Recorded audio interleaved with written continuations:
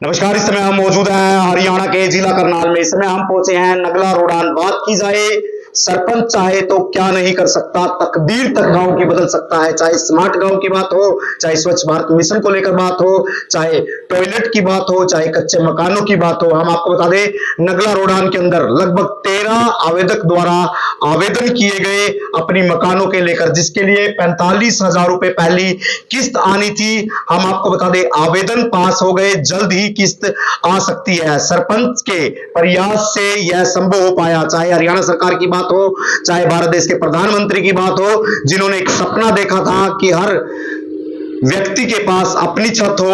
हम आपको बता दें, इसी दौरान चाहे नीम की बात की जाए, 45,000 रुपए पहली किस्त इस समय हरियाणा सरकार पूरे गांव के अंदर दे रही है। सरपंच के प्रयत्न प्रयास द्वारा बताया जा रहा है कि सरपंच के प्रयासों द्वारा कोई भी व्यक्ति बिना छत के ना रहे, उसके लिए तकरीबन प्रयास किए जा रहे हैं। और हम आपको बता दें, जो नए आवेदक होंगे वो भी जल्द भर दिए जाएंगे। सर, सबसे पहले आपका स्वागत है। एक गांव में अच्छा प्रयास किया, तो क्या कहना चाहेंगे?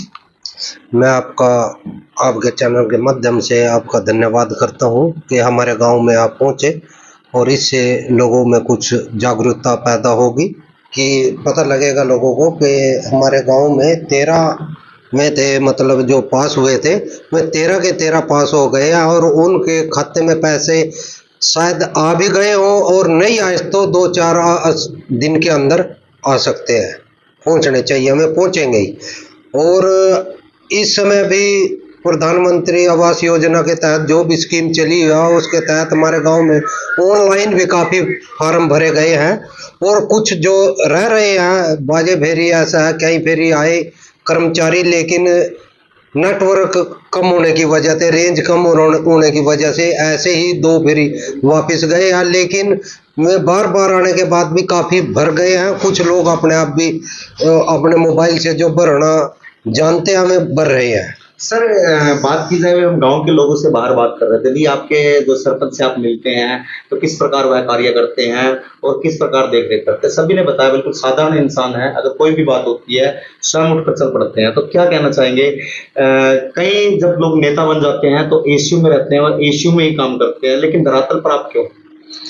ऐसा है जी, ये गांव अब मैं सरपंच बन गया जी, तो मैं तो पूरे गांव का अपना परिवार मानता हूँ जी। तो जब मेरा परिवार सुखी रहेगा तो तभी मैं भी चैन से रह पाऊंगा।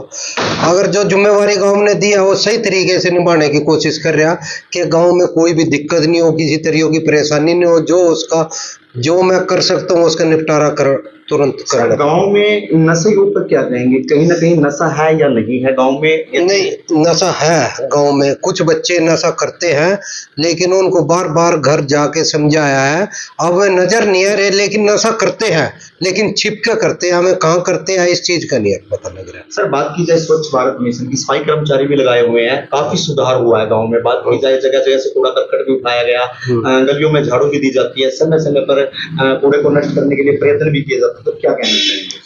सर, आज भी हमारी मीटिंग थी, अब वहीं से आए हैं। तो यही है कि अपने गांव को नंबर 1 पे लाना। हमने हमारा कुंजपुरा ब्लॉक से 10 गांव छांटे हैं कि जिनमें मतलब पूरा गांव साफ सुथरा होना चाहिए। उसमें हमारे गांव का नाम आया है। अब हम और प्रयास कर रहे हैं कि जैसे कूड़े का जो कोई जैविक खाद बनाना हो उसके लिए खड्डे बनाएंगे, कोई पत्ता सूखा है वो उसको उसमें डाल लेंगे, तो उसकी तैयारी चल रही है हमारी। और सफाई के प्रयास है, पहले से बहुत सफाई है गांव में, लेकिन इससे भी हम संतुष्ट नहीं है। जल की बात और करवाना चाहते हैं। जल की बात की जाए, जल ही जीवन है। आपके प्रयासों द्वारा, मेंबरों के प्रयासों द्वारा गाँव में समय समय पर जागरूकता अभियान भी चलाया जाता है। तो जल बचाओ के बारे में क्या कहना चाहिए? जल का यही है जी, जिसको जितना यूज करना है उतना करे, उसके बाद पाइप बंद कर दे कि अगले परिवार लग भी पानी पहुंच सके और थोड़ा टाइम चला के सबको पानी मिल सके, क्योंकि आगे पानी पर निर्भर है जिंदगी। आने वाले समय में पानी के साथ ही संघर्ष होगा हमारा। इसको जितना हम बचा सके तो उतना बचा के रखना चाहिए और जितना यूज कर सके उतना यूज करना चाहिए। शिक्षा के बारे में सर क्या कहेंगे? स्कूल कितने तक का है और समय समय पर जाता है? चाहे मिड डे मील की बात हो, चाहे स्कूलों की बात हो, तो समय समय पर जाकर क्या चेकिंग की जाती है? हाँ, स्कूल में आज भी गए थे, प्रिंसिपल साहब के साथ बैठ के आए हैं आज भी।